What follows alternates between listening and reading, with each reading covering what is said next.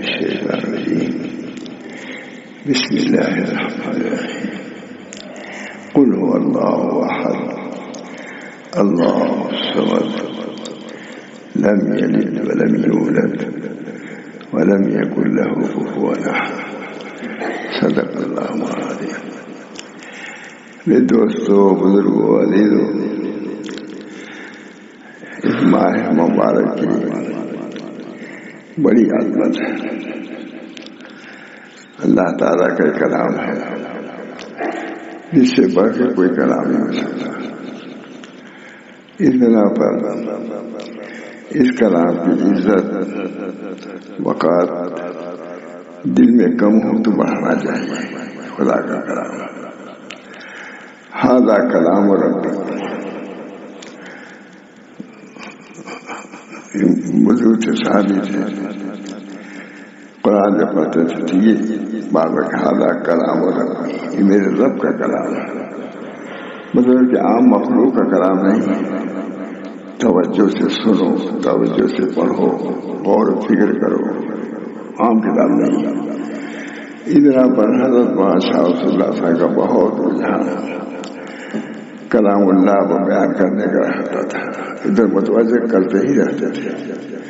رمضان میں تو بہت زیادہ، اس کے علاوہ بھی زیادہ قرآن ہی کو لے کے بیان کرتے پڑھتے تھے۔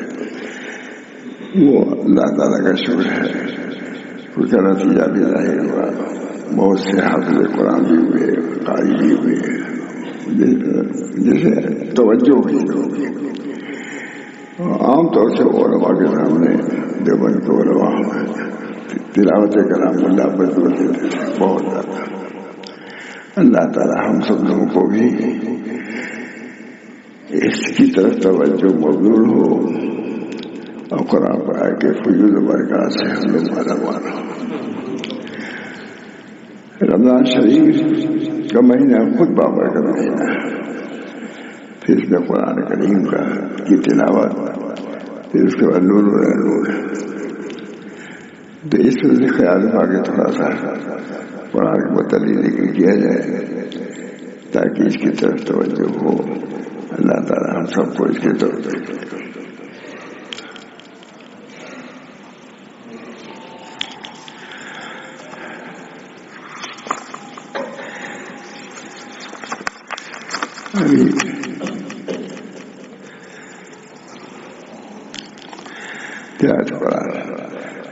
یہ فادات حضرت ماشاء سے،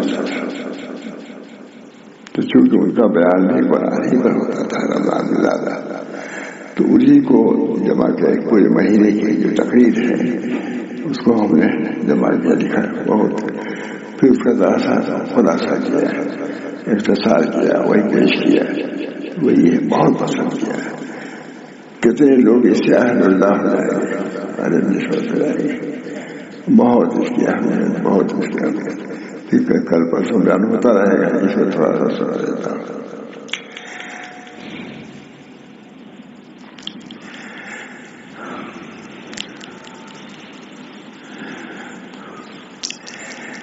حضور اکرم صلی اللہ علیہ وسلم نے ارشاد فرمایا، من صام رمضان ایمانا و احتسابا غفر له ما تقدم من ذنبه، یعنی جو رمضان کے روزے اس طور پر رکھے کہ اس کی فرضیت کی تصدیق کرتا ہے، یہ بھی ایک بات ہے۔ روزے کو فرض جانے، یہ نہیں کہ معمولی کوئی چیز ہے کیا نہ کیا۔ پہلے عقیدے کے درست کرو کہ ہم رمضان کے مہینے میں ہیں، رمضان کی قدر ہونی چاہیے، اس کی عظمت کا استحضار ہونا چاہیے۔ جتنی چیز ہوگی اتنی قرآن کا فائد پہنچے گا۔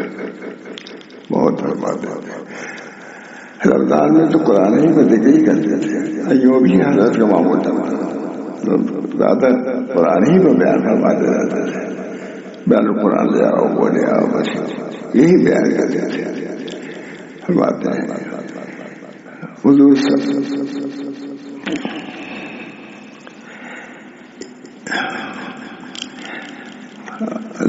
اکرم صلی اللہ علیہ وسلم نے فرمایا، من صام رمضان ایمانا و احتسابا وہ پھر ماتا قدر من ذنبی، بخاری شریف۔ یعنی جو رمضان کے روزے اس طور پر رکھے کہ اس کے فرضیت کی تصدیق کرتا ہوں، روزے کو فرض سمجھے گا، پہلے تو عقیدہ درست ہو، اور رمضان کی جو عام کتابوں میں درست سمجھتا ہوں ویسی اس کے مطالعہ کر دیتا ہوں، ہاتھ میں ہو دل میں نہ ہو، اس سے کوئی فائدہ نہیں ہوگا۔ فرماتے ہیں کہ جو رمضان کے روزے اس طور پر رکھے اس کی فرضیت کی تصدیق کرتا ہوں، معلوم کہ ایسا بھی ہوتا ہے، کہتا تو ہے فرض لیکن اس کی تصدیق نہیں کرتا۔ بہت سے لوگ ہوتے ہیں مسجد زمانے میں، ہر زمانے میں رمضان سنتا رہتا ہوں کہ بہت سے لوگ آتے جاتے ہیں، ملتے رہتے ہیں، لیکن رمضان کی فرضیت کی بھی وقت نہیں۔ ہم نے بہت مرتبہ حضرت سے سنا، ایک صاحب تھے، وہ رمضان میں کسی کے مجلس میں گئے، افطار پہنچے، افطار کا وقت آ گیا تو کہا، آپ گئے تھے، انہوں نے بہت کہا کہ آئیے شریک ہو جائیے، کھائیے، تو نہیں شریک ہو رہے تھے، بہت مشکل سے یہ کہا کہ بھائی شریک ہو جاتا افطار میں، اس سے زیادہ ہو سکتا ہے کہ تم رمضان کے فرضیت کے قائل رہو، یہ تو ہو سکتا ہے، لیکن جو اپنی جگہ پر یہ سب کھانا کھایا۔ تو ان سے کہا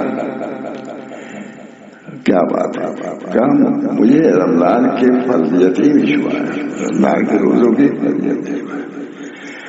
کہا کوئی بات نہیں ہے، دیکھو تو صبح ہی صبح سافل ماتا پہ چلا جا، وہ صاحب بہت مشہور ہے، آپ سبھی لوگ جانتے ہیں۔ انہوں نے کہا کہ تم صبح ہی تو وہاں سافل رحمانہ کہہ چلے جاؤ، تو گئے تھے، مانتے تھے، وہاں سافل رحمان صاحب بیٹھے ہوئے، تم کو دیکھتے ہی ٹوٹ پڑے اوپر، ان کو منکشف ہو گیا کہ مرغے بہت دفعہ سنا ہی والا ماشاء اللہ سے ماتا نہیں سنا، ٹوٹ پڑے۔ کہا اچھا تم بتلاؤ کہ تم کو کیا شبہ ہے رمضان کے روزے کی فرضیت میں؟ تم کو شبہ کہا بتلاؤ، کچھ دیر بعد ٹھیک ہو گیا۔ کہا کوئی شبہ نہیں، کہا جاؤ لیکن فلاں بزرگ سے جا کے ملو۔ انہوں نے پھر سمجھا ماشاء اللہ مانتا ہے، ٹھیک ہے، بہرحال اس طریقے سے ان کا ایمان ٹھیک ہو گیا۔ تو رمضان کے روزے کی بڑی اہمیت ہے، اللہ تعالیٰ نے ہم لوگوں کو یہ ہر سال رمضان کے آخر میں امام محمد صاحب کہتے تھے دعا کیجیے بھائی پھر ملے ہم لوگ، بہت صالحان تھے ماشاء اللہ، ضرور کہتے تھے دعا کیجیے اس کا حق ادا ہو، اور آئندہ بھی ہم کو یہ رمضان کا روزہ کی سعادت حد تاکہ ہم اس سے فائدہ حاصل کر سکیں۔ تو اس کی اہمیت ہوگی مولانا تب تو کرے گا، اس کا علم ہوگا تب تو کرے گا۔ رمضان شروع ہوتے ہی حضرت کہتے ہیں بھائی دیکھو اس میں تو محروم نہ رہا، یہ لفظ کون کہتا ہے؟ دیکھو بھائی کچھ حاصل کر لینا، معلوم نہ رہنا۔ رمضان شریف ہے، بہت برکت ہے، اس کی برکت سے تم کو اللہ کی نسبت ملے گی، فائدہ ہوگا۔ اس طرح سے برابر مطالبہ شروع سے آخر میں بہت زیادہ، دیکھو تھوڑے دیر رہ گیا ہے رمضان، اپنے لڑکیوں سے کہتے تھے جا کر کے، یہ ذہن میں کسی نہیں ہوگا، سب خلاف سے تمہیں معلوم ہوگا۔ لڑکیوں مجھ سے کہتے تھے یا خود دیکھو بھائی رمضان جا رہا ہے، بس ایک ہی دن ہے، جو کچھ حاصل کرنا ہو کر لو، لڑکیوں سے کہتے تھے بار بار۔ بہرحال اللہ تعالیٰ نے ہم لوگوں کو یہاں تک پہنچایا کہ روزہ آ گیا۔ شب رمضانی تو یہ ہے بھائی، اس بنا پر ارادہ کریں، عزم کریں کہ انشاءاللہ العزیز اس رمضان میں اللہ سے تعلق نسبت اور خاص جو رمضان کے قرآن سے تعلق چیزیں ہیں اس کو بھی ہم حاصل کریں گے۔ حضور صلی اللہ علیہ وسلم نے فرمایا من صام رمضان، یہ حضرت کی کتاب ہے، لکھا حضرت نہیں ہے لیکن 1 مہینہ تک کیا میرے بڑی اسی کتاب کا، تو اس کو ہم نے جمع کیا ہے تو بہت میں لے جا کے دیکھ رہا ہے میں نے کہ حضرت 1 مہینہ میں میرے کو مسلسل اسی پہ مجلس کیا ہی، ہم نے کہا کہ حضرت ہم نے لکھ دیا۔ اچھا بھائی اچھی کتاب دیجیے بھائی، یہ ایسی کتاب ہے کہ کتنے لوگ اسے اہل اللہ ہو جائیں گے۔ ہم لوگ گئے دبئی، ایک دفعہ واقعہ بیٹھے ہیں دبئی گئے تو ایک بزرگ کہیں گے، وہ عالم تھے، وہ بھی عالم تھے، کوئی عالم لے کے گئے ہوئے تھے، بہت خوش ہوئے۔ یہ کتاب معلوم کہاں دبئی میں پہنچ گئی تھی ان کی آواز، کہا مولانا سب کتاب ٹھیک ہے قرآن پر، یہ کتاب مجھے بہت زیادہ پسند ہے۔ بہت بڑے عالم تھے، پورے دبئی سے سب سے بڑے عالم تھے، کہا کہ یہ کتاب ہم کو بہت پسند ہے، یہ حوالے ہیں کہ لوگ تو اس کو جانتے بھی نہیں، لیکن حضرت کی 1 مہینے کی پوری تقریر ہم جمع کیا مولانا، دیکھیے اس کا خلاصہ ہے، لکھا 1 مہینے میں۔ حضرت نے بہت خوش ہوئے، ہم سے بہت خوش ہوئے، کہا کہ ایسی کتاب کرتے ہیں لوگ اس سے اہل اللہ ہو جائیں گے۔ تلاوت کلام اللہ، خود تلاوت کا وہ بہت اہتمام کرتے تھے، مجلس کرتے تھے، صبح تو ٹہلنے جاتے ہی تھے، پھر مجلس ہوتی، شاندار مجلس، بہت علمی، تمام علماء جاتے تھے، دیوبند کے تمام علماء رہتے تھے، مولانا کیا کیا نام سبھی رہتے تھے اور اس پر تقریر کرتے تھے۔ پھر اس کے بعد بس یہی کہتے تھے قرآن کی طرف توجہ کرو، قرآن اسی لیے آیا ہے، رب اور بندے کے درمیان میں وصل ہی پیدا کرنے کے لیے قرآن آیا ہے۔ اللہ تعالیٰ ہم سب لوگ کو توفیق دے، بہت اہتمام بہت محنت کیا ہم لوگ کے ساتھ، کہا دیکھو ہندوستان میں کتنے صوبے ہیں، کتنے یا کتنے ضلع ہیں، تو کسی نے کہا کہ 52 یا 53 ایسی کہا یہی ہے جو کہا ہر ضلع کے لیے ایک قاری ہونا چاہیے جو دل سے قرات کرتا ہو۔ اگر آج ایسا ہو جائے کہ صوبے میں ایک آدمی بھی دل سے قرآن کرنے والا تو اس سے بہت بارہ تحت کی بات تھی، ہر وقت ہی کوئی بیان ہی کرتے رہتے تھے، بہت ہی۔ ایک حافظ تحت کہتے تھے ماشاء اللہ صاحب تھانوی کی مجلس میں خاموش بیٹھے رہتے تھے، تو خواجہ صاحب کہتے تھے وسیم اللہ ارے کوئی بولو، یہ بات تمہارے لیے بیان کی ہے کہ بولو، لیکن حضرت بولتے نہیں۔ اس کے بعد پھر کہتے تھے خواجہ صاحب کہ پھر اس کے بعد اتنا بولے گا اتنا کوئی نہیں بولا، بولتے ہی رہتے تھے، اللہ معاف ہو جائے کو جو شروع کر تھوڑی دیر تک چپ رہتے تھے، آیا گیا۔ اور کون ہے حجت اللہ بارگاہ خاص کتاب تھی، بہت زبردست تقریر کیا حجت اللہ بارگاہ سے، قاری طیب صاحب۔ تو کسی نے کہا اچھا حضرت آپ نے اچھا کیا ان کے سامنے یہ بیان کیا ہے، کیونکہ یہ حجت اللہ بارگاہ پڑھاتے ہیں، بہت خوش ہوئے۔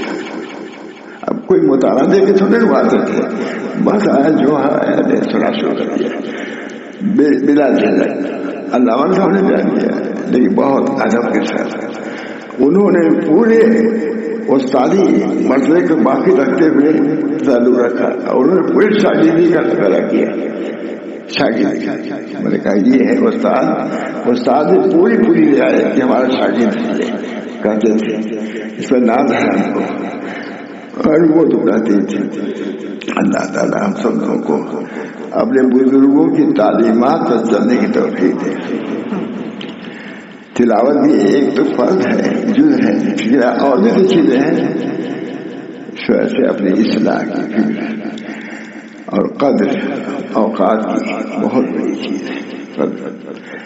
بہت کہتے تھے رمضان کا وقت جب ختم ہونے لگتا تھا تو 4 دن باقی رہتا تھا، اپنی لڑکیوں سے پہنچ جائے لڑکی سکھاتا ہے، وہ بھی بالکل دیو بھائی رمضان جا رہا ہے، کچھ حاصل کر لینا تم لوگ، لڑکیوں سے جا کر کے اتنا ہم لوگ نے حضرت کو تو ہم لوگ بہت زیادہ سخت سمجھتے تھے، وہ کہا کیجیے بولے، لیکن اس صورت میں اس کے لیے خوش آمد کرتے تھے، توجہ کرو قرآن کی طرف تاکہ قرآن سے تم کو کچھ مل جائے۔ اللہ تعالیٰ ہم سب لوگوں کو اپنے اکابر کی اشیاء تصور مولانا شاہ صاحب وغیرہ آتی تھی، علماء جیسے بھی آتے تھے، علامہ سے مربوط رہتے تھے، شاگرد تھے، وہ استاد تھے، یہ بلا تکلف سلسلہ جاری تھا مکاتبت کا۔ خیر تو تھوڑا سا سنا دیتا ہوں۔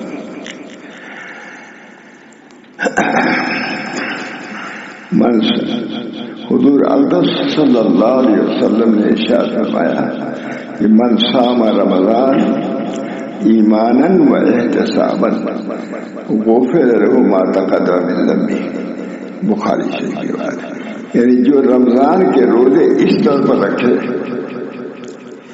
کہ اس کی فرضیت کی تصدیق کرتا تصدیق اقرار ہو، تصدیق لو تو نفاق ہے، منافقین کہتے تو تھے اذا جاءك المنافقون قالوا نشهد انك لرسول الله والله يعلم انك لرسوله والله يشهد ان المنافقين لكاذبون، جھوٹے ہیں، قرآن کی تلاوت بھی کرتے ہیں لیکن جھوٹے ہیں۔ یعنی جو رمضان کے روزے اس طور پر رکھے اس کی فرضیت کی تصدیق کرتا ہے، تصدیق ہے ضروری، ایمان تصدیق سے، تصدیق بالقلب تبھی فائدہ ہے، صرف زبان سے کہہ دینا لا الہ الا اللہ یہ تو نفاق ہے، دل میں نہ ہو نفاق ہے، بات تو وہی ہے۔ اذا جاءك المنافقون قالوا نشهد انك لرسول الله والله يعلم انك لرسوله والله يشهد ان المنافقين لكاذبون، جھوٹے معلوم ہے کہ زبان سے کہہ دینا کافی نہیں۔ اللہ تعالیٰ ہم سب لوگوں کو زبان کے ساتھ قلب کی شرکت کے ساتھ تلاوت کرنے کی توفیق ہو اور اس پر عمل کرنے کی نیت ہر وقت ہو، اس سے بہت کچھ فائدہ ہوگا۔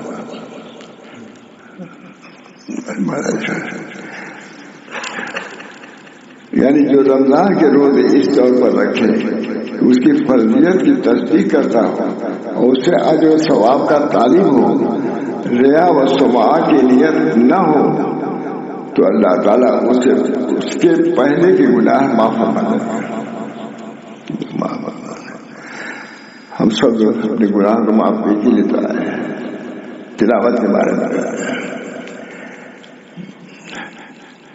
دیکھیے حضور اقدس صلی اللہ علیہ وسلم نے مغفرت کے لیے ایمان و احتساب کو شرط قرار دیا ہے۔ یہی حال نماز کا بھی ہے اور یہی حال تلاوت کلام اللہ کا بھی ہے۔ تلاوت کے وقت ایمان لائے، یہ ابو العالمین کا کلام ہے۔ تلاوت سے پہلے کہہ رہے ہیں جب تمہارے ہاتھ میں قرآن آئے اس وقت کہنا چاہیے یہ خدا کا کلام ہے، تاکہ اس کی عظمت قلب میں آ جائے۔ عظمت جائے گی تو تلاوت کی عظمت سے ہوگی، اور یہ معمول ہے، یہ رب العالمین کا کلام ہے۔ اس کے بارے میں اللہ تعالیٰ ارشاد ہوتا ہے لا یمسہ الا المطہرون، اس کو وہی چھوتے ہیں جو پاک بنائے گئے ہیں، یعنی ملائکہ۔ اور یہ بھی ترجمہ ہو سکتا ہے کہ اس قرآن کو نہیں چھوتے مگر پاک لوگ، جو صاف دل اور پاک اخلاق رکھتے ہیں وہی قرآن کو لیتے ہیں، جو ناپاک ہیں وہ قرآن سے ان کو ضد ہوتے ہیں۔ وہی لوگ اس کے علوم و حقائق کا ٹھیک ٹھیک رسائی پاتے ہیں۔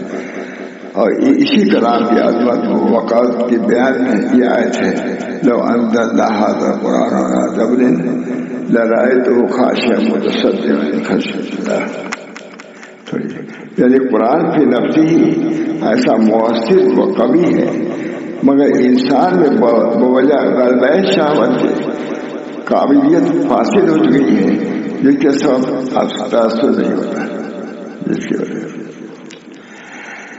دوسری یہ ارشاد فرماتے ہیں یعنی ہم نے یہ امانت آسمانوں اور زمین اور پہاڑوں کے سامنے پیش کی تھی، سو انہوں نے اس کی ذمہ داری سے انکار کیا اور اس سے ڈر گئے، اور انسان نے اپنے ذمہ لے لیا، وہ ظالم ہے جاہل ہے۔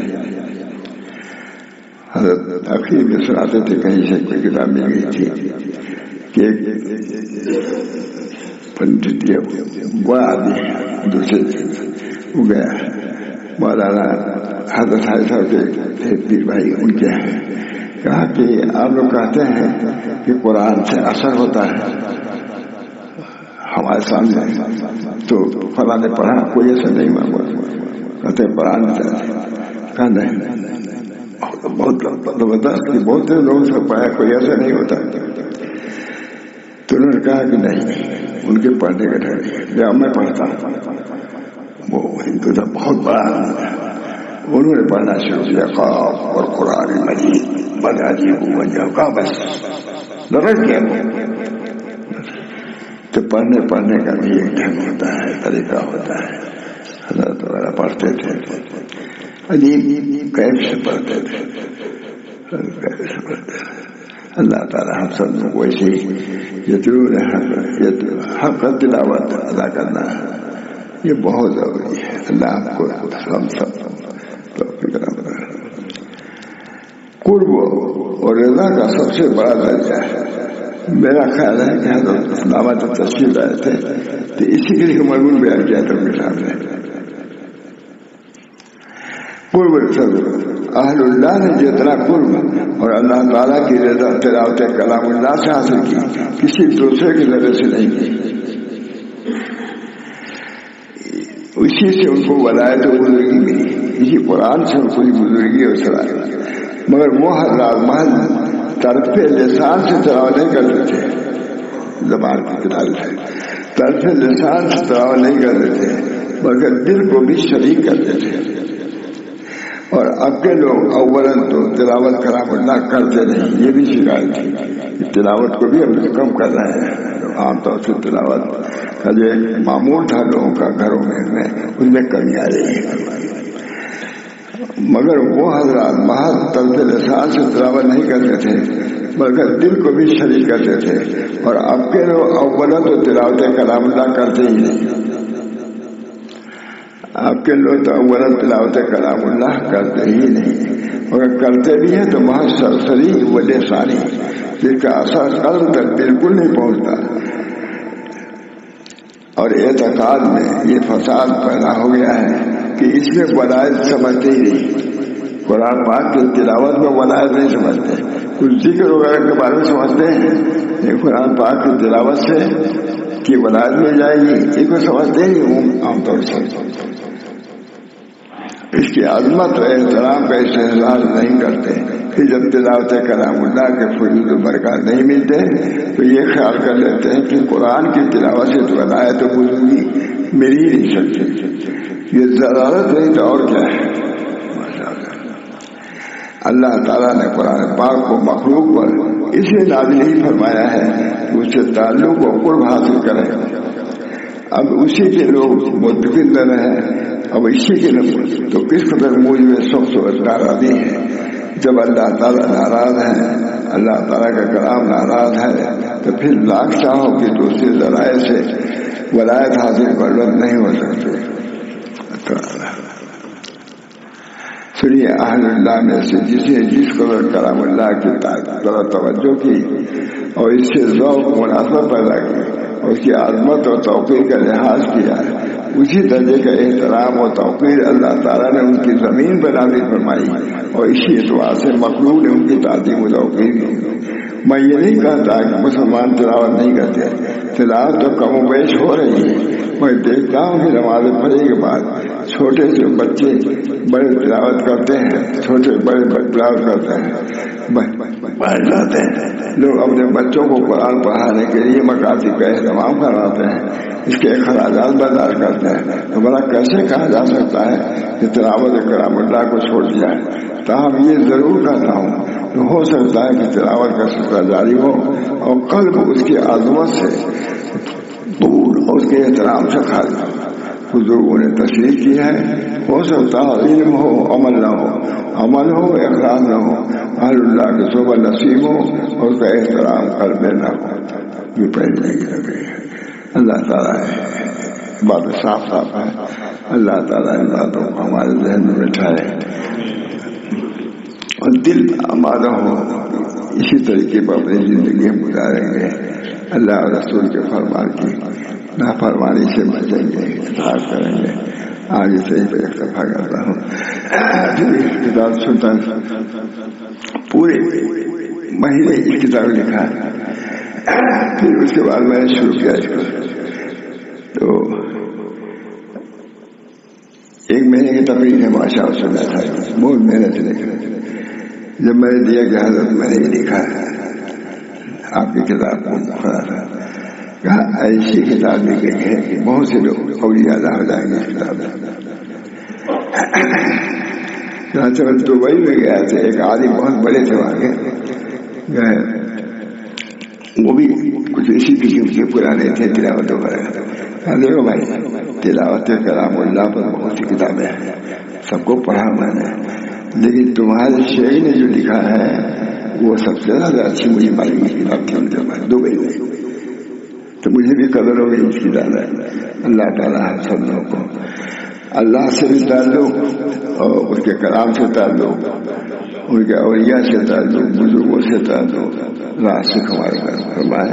کامیابی تو کام سے ہوگی، نہ کہ حسن کلام سے ہوگی، ذکر کے انتظام سے ہوگی، فکر کے اہتمام سے ہوگی۔ ذکر کے انتظام سے ہوگی پر بات ہے، حالات کی اطلاع ہم سے لیتے رہتے ہیں، کیا کرتے ہیں تم بھائی جان۔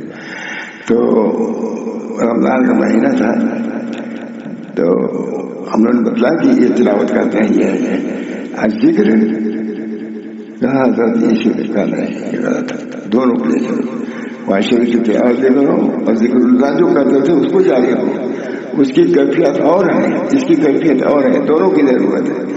بہرحال یہی سب رہتا تھا رمضان پورے رمضان۔ عورتوں سے کبھی کہلاتے تھے، کبھی خود کہتے تھے کہ بھائی حاصل کر لو کچھ کرنا ہے، حاصل کر لو کچھ کرنا ہے۔ میں اللہ تعالیٰ سے میں دعا کرتا ہی ہوں، آپ سے درخواست ہے کہ ہم سب کے لیے دعا کریں، تعالیٰ اس مہینے میں ہم کو اپنے ذات سے تعلق و نسبت پوری عطا فرما دے، اور اللہ تعالیٰ اپنے نسبت سے، اپنی محبت اور معرفت سے ہم سب لوگوں کو مشرف فرمائے، اور اس رمضان شریف کی قدر کرنے کی توفیق مرحمت فرمائے۔ اللہم صلی اللہ علیہ وسلم۔ اللہم الف بین قلوبنا واصلح ذات بیننا واہدنا سبل السلام ونجنا من الظلمات الى النور وجنبنا الفواحش ما ظهر منها وما بطن وبارك لنا في أسماعنا وأبصارنا وقلوبنا وأزواجنا وذرياتنا وتب علينا إنك أنت التواب الرحيم ربنا تقبل منا إنك أنت السميع العليم برحمتك يا أرحم الراحمين.